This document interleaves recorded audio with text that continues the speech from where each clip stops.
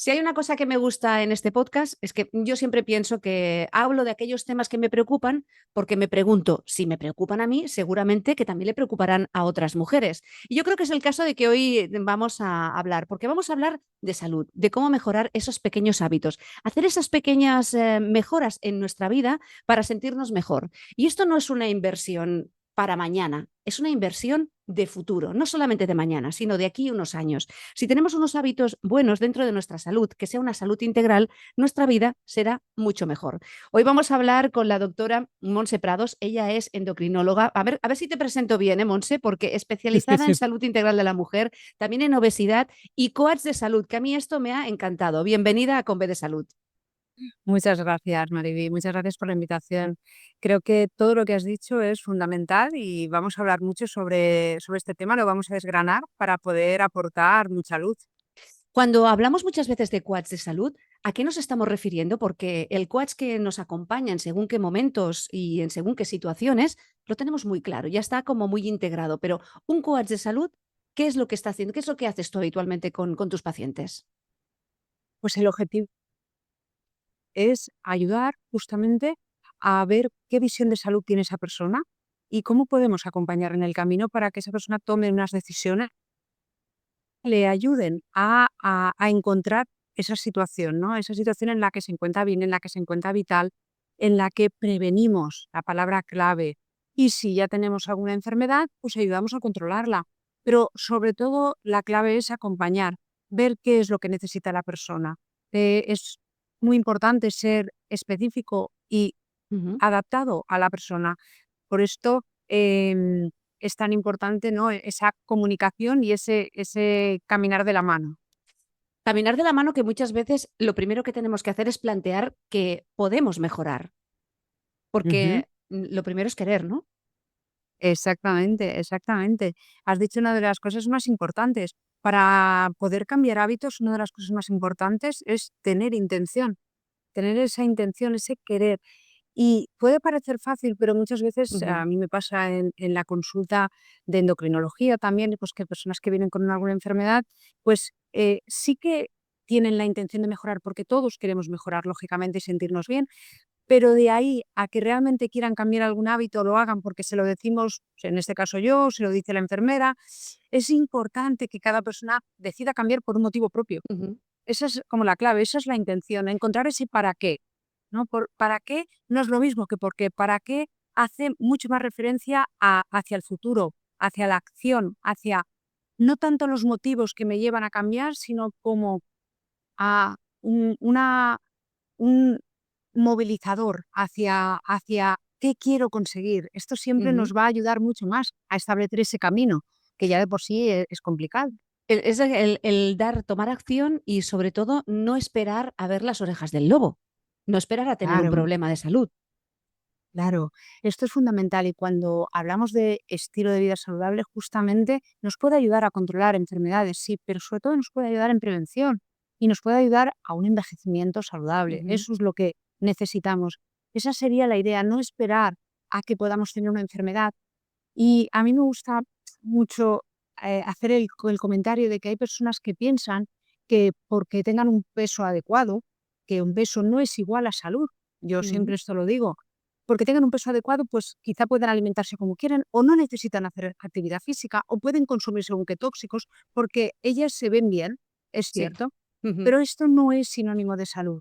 Entonces tenemos que llevar a hablar mucho más sobre todo cómo todos nuestros hábitos nos van a repercutir en todas las facetas de nuestra vida, a nivel mental, a nivel emocional, a nivel físico, aunque tú no tengas síntomas. No tenemos que esperar a tener síntomas, porque aquí sí que podremos tener ya, pues claro, una enfermedad. Ahora que hablabas del peso, muchas veces cuando intentamos mejorar en nuestra vida cotidiana y decidimos ir al gimnasio, nos obsesionamos mucho en Mm, la báscula y de repente sí, nos damos cuenta que en vez de perder, aumentamos peso sí, sí, efectivamente, pero es que la báscula en sí misma deberíamos quitarla de casa, deberíamos quitarla de los de nuestra centros. vida. Sí, por supuesto, porque nos hace mucho daño. Es mucho más importante cuando hablamos de peso concretamente, Ujú. entonces queremos hablar sobre el tema de obesidad, sobrepeso, es mucho más importante saber dónde está localizada esa grasa. Hay que hablar de grasa y no de Ujú. peso. ¿Dónde está localizada esa grasa exactamente? ¿Cuánta hay? ¿Y qué daño nos está haciendo? Es importante esta valoración integral que decíamos, porque cuando la grasa se acumula en zonas que no deben estar, ¿no? En la mujer clásicamente se acumula la grasa pues en la zona más glútea y más en la zona de femorales. Pero cuando ya la grasa pasa a estar en un nivel más elevado, habitualmente ya se acumula en zona abdominal, es más típica de hombres y esta es tiene más riesgo cardiovascular, con lo cual suele ir asociado pues, ya a otros problemas. Y esto es muy importante, con lo cual una cinta métrica nos puede ayudar mucho más a medirnos el perímetro de cintura que no una báscula como tal, para saber si realmente tenemos una situación de enfermedad como tal. Es en esa cinta métrica que tenemos que tener en cuenta y sobre todo cómo lo tendríamos que hacer para poder ver si estamos en riesgo. Pues las mujeres tienen el límite para hablar de que estamos ya en algo por encima de 80 centímetros. La medición se toma entre el hueso más alto de la cadera y la última costilla, buscaríamos punto medio a los dos lados. Y con esto pasaríamos nuestra cinta métrica alrededor. Si estamos por encima de este punto, de 80, hablaríamos de que tenemos un exceso de grasa en la zona abdominal. Y aquí ya sí que nos tenemos que preocupar, es como una llamada más de atención. Es Ujú, cierto que esto puede haber ciertas variabilidades, pero como punto de corte sería este en el que nos fijaríamos. Y nos ayuda mucho más que la báscula en sí, porque como dices, cuando vamos al gimnasio y aumentamos peso, es que igual estamos aumentando masa muscular ujú. y esta masa muscular no la vamos a ver repercutida en la zona abdominal. Pero sí que nos encontramos mejor. Por supuesto, por supuesto. Ujú, Es que hay un aspecto muy interesante y es que pensamos que la grasa siempre y que el músculo nos sirve para movernos. Y esto no es así. Tanto la grasa como el músculo son tejidos endocrinos. Son tejidos endocrinos quiere decir que cuando funcionan correctamente o hay la cantidad adecuada en el caso de la grasa, pues tienen una función de segregar sustancias que son antiinflamatorias. Nos ayudan a regular el apetito, nos ayudan a regular la energía. Pero cuando esta grasa, como hemos dicho, está en exceso o situada donde no debe ser, o este músculo está enfermo, poco tenemos poco que no funciona de forma adecuada, estas funciones las pierden. Con lo cual, justamente, en lugar de ayudarnos en nuestro metabolismo, más bien van al contrario. Con lo cual, tenemos que pensar en la grasa y en el músculo como tejidos activos, no solo como tejidos hormonalmente, no solo como que ujú. nos sirven para movernos o para la grasa. O sea que tendríamos que tener también un equilibrio con Sí. entre la grasa y el músculo. Bueno, más que un equilibrio, tenemos que un límite de tejido graso, lógicamente, Ujú, y el músculo tenemos que potenciarlo porque sabemos que a partir de los 30 años aproximadamente vamos perdiendo un porcentaje importante cada año. De manera que o lo trabajamos con una alimentación adecuada y con un ejercicio adecuado, o si no, el músculo no nos va a ayudar ni nos va a proteger en todo este trabajo que ujú. queremos, en todo este camino que queremos recorrer hasta llegar a nuestra vejez de forma saludable. Hablaremos también de esa protección que tiene nuestro cuerpo para, sobre todo a las mujeres en menopausia y ya también en posmenopausia, pero me gustaría preguntarte, doctora, ¿la obesidad tiene clase social? Pues lamentablemente sí, lamentablemente sí. Se habla del código postal de la obesidad. De hecho, pues cada vez los estudios lo dejan muy claro. En clases sociales bajas, la tasa de obesidad es mayor, es mayor. En países con menos desarrollo está aumentando muchísimo, muchísimo la obesidad. De manera que efectivamente es así. Bueno, pues porque no se tiene acceso probablemente a la misma educación, a Ujú, los mismos medios.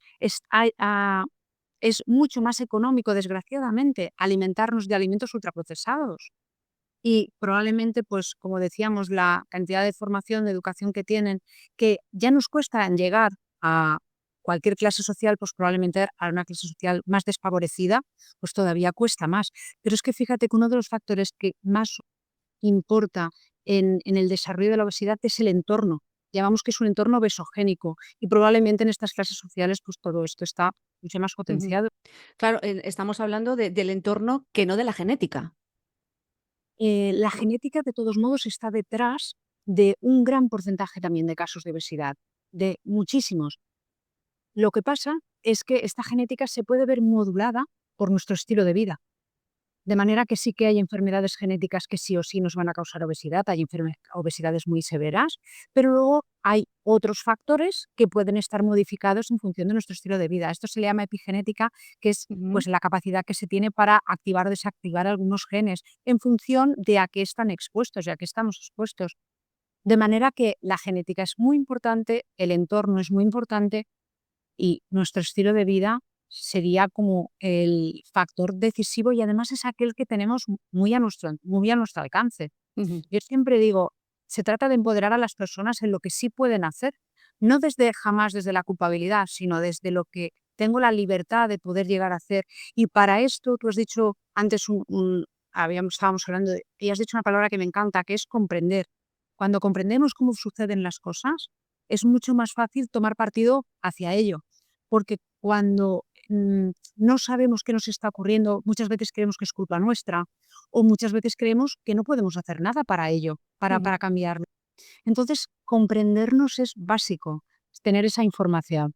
Pero sabes que las mujeres nos cuesta comprendernos, nos cuesta tener nuestros espacios. Sí que está cambiando todo y creo que estamos también atendiéndonos un poquito más con ese Sí, autocuidado. Pero aún hay mucho trabajo por hacer y yo creo que la siguiente generación lo hará mucho mejor que nosotras. Por eso aquí hemos de trabajar y tenemos que hacer mucha divulgación y en Conve de Salud claro. intentamos poner nuestro granito de arena gracias a las profesionales como tú que vienen y explican cosas interesantísimas. Hemos hablado de la obesidad de ponerse en acción, pero hay un tema que también nos preocupa y que nos ocupa, que es la inflamación. Y aquí Sí, tienes mucho que hablar y mucho que explicarnos, porque vivimos como, no diría eternamente inflamadas, pero sí que estamos en una situación y en una sociedad donde la inflamación hace que no estemos bien. efectivamente. Lo primero que yo destacaría es que cuando hablamos de inflamación es un término genérico. Inflamación crónica de bajo grado hace referencia no solo a unos síntomas digestivos o al sentirnos hinchados, que muchas veces lo identificamos con esto, Ujú. sino que es muy genérico. A diferencia de la inflamación aguda, que quiere decir, pues me doy un golpe o tengo una otitis y nuestro cuerpo lo que hace es que las células que lo van a curar, pues se desplazan, lo curan y se van. Es una situación aguda, se soluciona y además es localizada. La inflamación crónica de bajo grado quiere decir que hay una activación de este sistema inmune, de este sistema de reparación, pero de forma general por todo el cuerpo, de forma lenta y que muchas veces no notamos. Esto ocurre, esta activación de estos marcadores de inflamación ocurre de forma natural con el envejecimiento. Lo que pasa es que nosotros tenemos que decidir si además nuestro estilo de vida va además a favor de esto o queremos intentar combatirlo de algún modo. Es verdad que hay personas pues, que tienen enfermedades autoinmunes, otro tipo de enfermedades que ya tienen algo más añadido, pero en general todos en nuestro cuerpo generamos sustancias dañinas, ¿no? Como los radicales libres de oxígeno. Es cierto esto que todos conocemos. Para eso nosotros tenemos un sistema de defensa, un sistema de limpieza. ¿Qué ocurre? Con la edad va fallando. Ya depende de nosotros el que tomemos decisiones que nos ayudan a que este sistema de limpieza se mantenga mejor y también a que, sobre todo, produzcamos menos daño a nuestro cuerpo. Ujú. Sabemos que hay muchos tóxicos, sabemos que hay dentro de la alimentación y fuera de ella, ¿no? Muchos disruptores endocrinos, muchas sustancias con las que entramos en contacto cada día que favorecen la formación de estos productos y a todo esto va dañando nuestro cuerpo, el sistema inmune se pone en marcha, lo detecta y por eso estos marcadores hacen que nos sintamos inflamados, con dolor de cabeza, con Ujú. alteraciones cutáneas, con alteraciones a nivel digestivo. Tenemos muchísimas alteraciones o con un sistema de inmunidad más activado, ¿no? Que serían las enfermedades autoinmunes. Claro, todo esto, es lo que tú dices, ¿no? Tendríamos que coger la etiqueta de todos los productos y hacer como un pequeño máster para poder vivir libre de estos tóxicos, pero eso es casi imposible. Claro, lo que pasa es que lo primero es tomar conciencia, Mariby, es saber, yo todas las decisiones, en general, las decisiones que tomo tienen que ser decisiones adecuadas, con lo cual yo sé que si puedo evitarme todo lo que tenga una etiqueta, quiere decir que estoy al lado de un producto fresco, con lo cual es la primera decisión que tomo, con lo cual eso que me va a llevar a que tomo, si no soy vegetariana, ¿no? Pues producto fresco en cuanto a carne, pescado, por Ujú. un lado, y por otro lado, el producto estrella de nuestra alimentación, que son los vegetales. No tienen etiquetas, con lo cual ahí ya estamos dando un paso importante. Por otro lado, evidentemente el mínimamente procesado es difícil de eliminar, ¿vale? Pero ese tiene 3 ingredientes.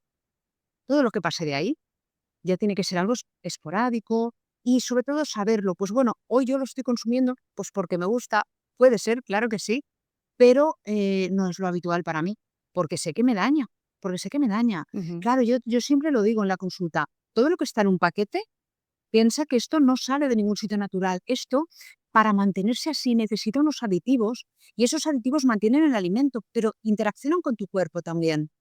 De manera que tenemos que ser conscientes de nuevo, saber que la decisión que estamos tomando cuando yo estoy consumiendo esto es importante para mi salud y sobre todo no dejarme engañar, porque muchas veces nos dejamos llevar por esa publicidad engañosa, ¿no? De estos productos que tienen quizá 15 o 20 ingredientes, pero que nos quedamos con esto de alto en fibra o rico en minerales. No, toda esa fibra, esos minerales los sacamos de los otros productos frescos, no los necesitamos ahí.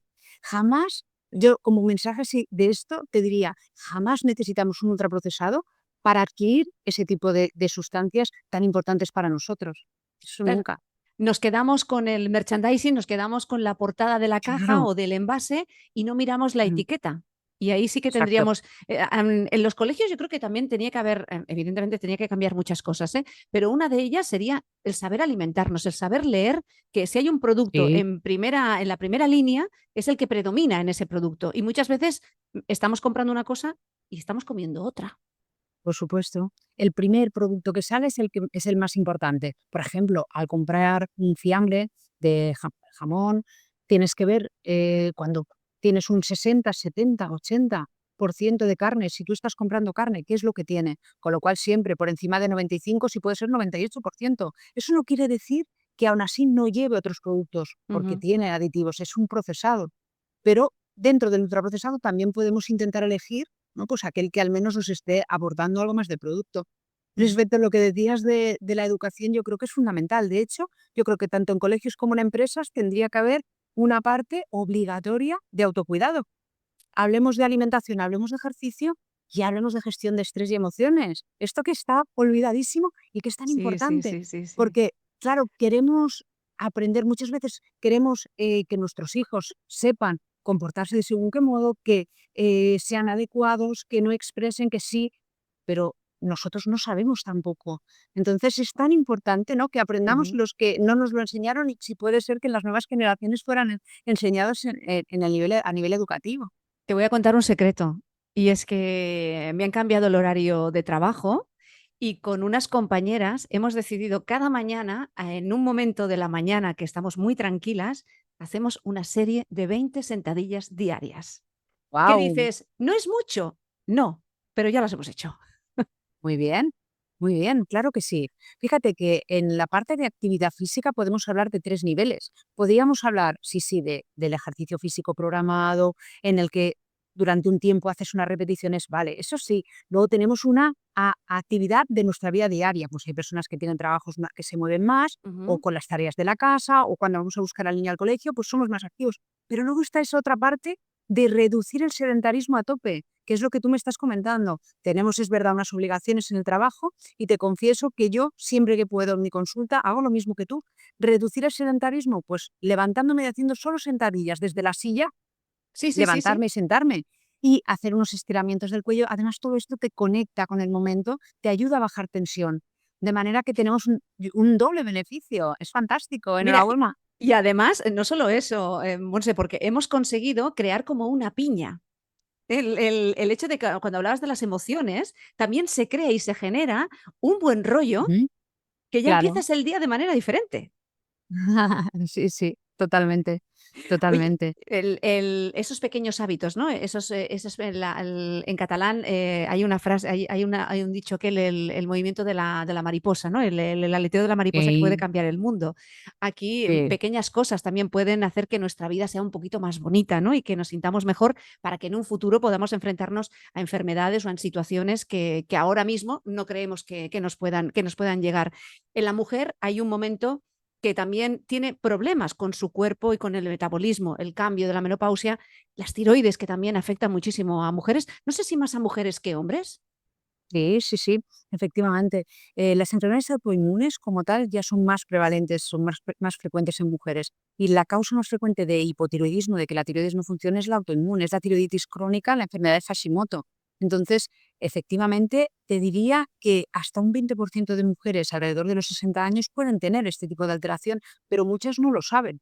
Muchas no lo saben. De manera que es cierto que a veces hay una unión de síntomas que no sabes bien de dónde pueden venir. Ujú, Hay personas que pueden tener el problema de la tiroides conjuntamente con el inicio de la menopausia. Entonces, es importante siempre pues hacerse las analíticas, acudir a los controles ujú, para comprobar que todo está bien si uno tiene unos síntomas, lógicamente. Y es verdad que el hipotiroidismo tiene unos síntomas que son como muy inespecíficos, pero pues un cansancio extremo, una debilidad, una fragilidad de cabello, caída de cabello, fragilidad mm. de las uñas, tendencia al estreñimiento, pues intolerancia al frío. Hay síntomas que sí que son inespecíficos, pero que bueno, si una mujer detecta que esto está ocurriendo, es importante hacer una valoración global y en esto pues entra la analítica de tiroides, claro. Quizá también, no nos escuchamos a nosotras. Si esto le pasara a una amiga, le diríamos: "Oye, ve al médico, ve al especialista, esto no es normal". Pero si nos pasa a nosotras, nos cuesta ser conscientes de que puede estar pasando algo. Claro. Aquí es importante, Maribí, el tomar conciencia, el parar y escucharte. Y preguntarte cada día. Lo bonito sería que lo hiciéramos incluso ya por la mañana, pero si no, las primeras horas. ¿Cómo estás? ¿Cómo te sientes? Ujú. A veces notamos molestias que nos están demostrando que hay emociones que están aquí presentes y no sabemos de dónde vienen y solo ignoramos. Nos pasamos el tiempo ignorando. Pues por varios motivos, porque tenemos prisa, porque tenemos estrés, porque estamos muy ocupados o porque no sabemos. Pero el primer paso es, como siempre, tomar conciencia, parar y preguntarnos, ¿qué nos está ocurriendo? Sí, a lo largo de nuestra vida existen muchos cambios y siempre hay que escuchar a nuestro cuerpo, siempre hay que escuchar a nuestro cuerpo. A los pensamientos que nos vienen, eh, nos lo podemos cuestionar, pero lo que nuestro cuerpo nos está informando en nuestras emociones, siempre hay que atenderlo, porque a partir de aquí podremos tomar decisiones acorde a lo que necesitamos. Si no, nos basamos en lo que creemos que Mm. debería ser, lo que queremos, pero es mucho más fácil y vives em, en relación a ti y con una armonía si realmente te escuchas, ¿no? Y estás atendiéndote. ¿Por qué, a veces hacemos oídos sordos a nuestras propias emociones? Cuesta tanto. Claro, Esa pelota que a veces tenemos en el pecho, que no sabemos cómo diluirla, que no sabemos qué nos está pasando. En momentos que dices: "Es que ahora estoy triste, lloraría", y nos cuesta hasta llorar y poder es como, tenemos tantos superpoderes que a veces los claro, superpoderes tendríamos que dejarlos todos en la puerta de casa, tirarlos a la basura y decir: por "Quiero ser supuesto. quiero ser más normal y quiero poder tener esas emociones y permitirme el estar triste, el estar contenta, el tener ira, el tener enfado, el poder Claro, administrarlo esto, ¿no? claro.